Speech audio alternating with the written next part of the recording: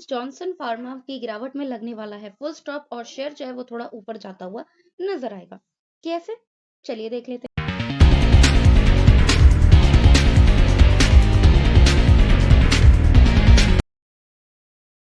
तो गाइस 10 रुपए का ये स्टॉक जो कि अब 1 रुपए के भी नीचे जा चुका है एंड 42 पैसे पर चल रहा है। शेयर में काफी भयानक गिरावट देखने को मिली 2015 के करीब एंड शेयर जो है वो काफी डाउन आया। उसके बाद इसने यहाँ पर कई सालों तक कंसोलिडेट किया, सपोर्ट लेवल बनाया, एक स्ट्रॉन्ग सपोर्ट बनाया एंड उसके बाद ऊपर भी गया। लेकिन 1.5 रुपए से ज्यादा ऊपर ये जा नहीं पाया। उसके बाद फिर से गिरावट देखने को इसमें मिली एंड वो गिरावट जो है वो अभी तक कंटिन्यू देखने को मिल रही है। बात करें डे चार्ट पर इसकी परफॉर्मेंस की, तो यहाँ पर आप देखोगे कि शेयर की परफॉर्मेंस जो है डाउन ट्रेंड पर चल रही है। शेयर लगातार गिरता ही जा रहा है एंड गिरावट का कोई अंत देखने को नहीं मिल रहा है।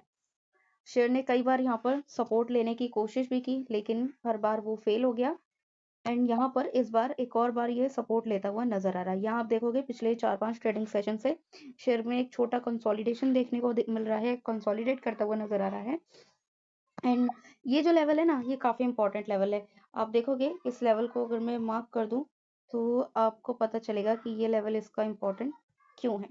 अब इसको जरा हम थोड़ा पीछे कर लेते हैं। अब आप देख सकते हो कि ये लेवल इसका इम्पोर्टेंट कितना है।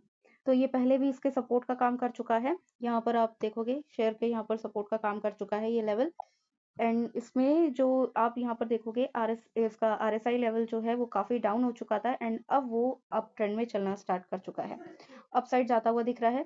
वहीं अगर एमएससीडी के हिस्टोग्राम पर देखें तो गिरावट के हिस्टोग्राम जो है वो घटते हुए दिख रहे हैं एंड एमएससीडी इंडिकेटर जो है उसकी एमएससीडी इंडिकेटर की जो लाइन है, जो ब्लू लाइन है, वो अपसाइड मूव कर चुकी है एंड अगर ये लाइन, ये ब्लू लाइन रेड लाइन को क्रॉस करके अपसाइड निकल जाती है तो फिर शेयर में हमें बढ़िया तेजी देखने, बढ़िया क्या मतलब थोड़ी तेजी देखने को मिलेगी। शेयर ज्यादा से ज्यादा कुछ पैसे ऊपर जाता हुआ नजर आएगा क्योंकि देखो पेनी स्टॉक है इसमें जो है इसकी जो ग्रोथ है वो इसके प्रॉफिट की वजह से नहीं आती हुई नजर आती है क्योंकि कंपनियां जो हैं, पेनी स्टॉक वाली कंपनियां जो है बेसिकली वो अपने प्रॉफिट की वजह से नहीं चल पाती क्योंकि उनमें प्रॉफिट हो ही नहीं रहा होता है, उनमें डेटर्स इतने भरे रहते हैं। अब इसका फंडामेंटल देखेंगे हम कि क्या इसमें दिक्कत है, तो चलो इसका पहले फंडामेंटल ही देख लेते हैं। तो यहाँ हम इसका फंडामेंटल देख लेते हैं। तो यहाँ आप देखोगे कंपनी की मार्केट कैप जो है वो बहुत ही कम है। यहाँ देखोगे सिर्फ 23 करोड़ की, ये बहुत ही छोटी सी कंपनी है, पीई मेंशन नहीं है इसमें। आरओसी काफी कम है, आरओई भी काफी कम है, बुक वैल्यू सिर्फ 1 रुपए की है, फेस वैल्यू सिर्फ 1 रुपए की है एंड यहाँ पर आप देखोगे कि कंपनी में थोड़े डेटर्स देखने को मिल रहे हैं बट थोड़े कम हैं, तो इस चीज का ये थोड़ा सा पॉजिटिव यहाँ दिख रहा है। वहीं इसका क्वार्टरली रिजल्ट पर इसकी परफॉर्मेंस को यहाँ पर देखोगे तो ये आपको नजर आएगी मेन प्रॉब्लम कि आखिर ये ऊपर क्यों नहीं जा रहा है। तो यहाँ आप देखोगे कंपनी में सेल हो ही नहीं रही है, जीरो सेल एंड साथ साथ कुछ खर्चे जो हो रहे हैं तो वो लॉस में कन्वर्ट होकर आ रहे हैं एंड कंपनी में सेल के नाम पर बिल्कुल कुछ भी नहीं यहाँ पर देखने को मिल रहा है। बीच बीच में थोड़ा बहुत इसका Q1 के टाइम पे थोड़ी बहुत सेल देखने को मिल जाती है, बस उसके बाद खत्म। प्रॉफिट एंड लॉस पे अगर आप देखो तो एक टाइम था जब कंपनी की सेल जो है वो आप देख सकते हो 1700 पर चल रही थी, 1700 पर भी दिखी थी बीच में 2013-2014 के टाइम पे। लेकिन उसके बाद फिर से सेल गिरी, गिरते गिरते जीरो एंड अब यहाँ पर जो है सेल यहाँ पर फिर से थोड़ी थोड़ी इंक्रीज होती हुई नजर आ रही है, लेकिन साथ साथ खर्चे भी उतने ही हो रहे हैं जिस वजह से कंपनी प्रॉफिट बिल्कुल नहीं बना रही है। तो कंपनी में काम बिल्कुल नहीं हो रहा है एंड जो थोड़ा बहुत हो भी रहा है तो खर्चे इतने हो जा रहे हैं कि प्रॉफिट नहीं बल्कि लॉस बना रही है।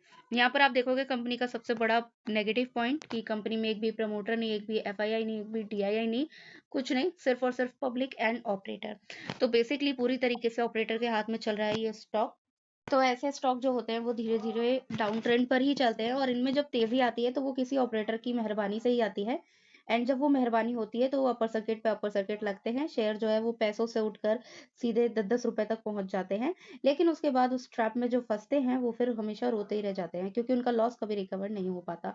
यहाँ पर आप देख सकते हो एक एग्जाम्पल जो कि यहाँ पर हमें देखने को मिल रहा है, एक ऑपरेटर की जो यहाँ पर एंट्री दिखी थी, उसने एंट्री ली, शेयर को 1-1.5 रुपए तक लेके गया, अपना प्रॉफिट बनाया एंड उसके बाद एग्जिट कर लिया एंड उसके बाद जो लोग इस ट्रैप में फंसे वो अभी तक फंसे हुए हैं, निकलने का कोई चांस नहीं है। तो जो लोग लॉस में हैं उनका लॉस रिकवर होने की तो यहाँ कोई चांसेस नहीं नजर आ रहे हैं।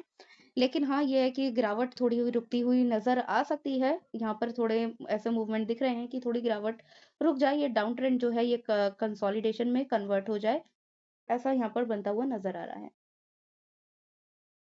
तो गाइज आज की वीडियो में इतना ही। वीडियो को लाइक करें, शेयर करें, चैनल को सब्सक्राइब करें। Thank you so much for watching this video.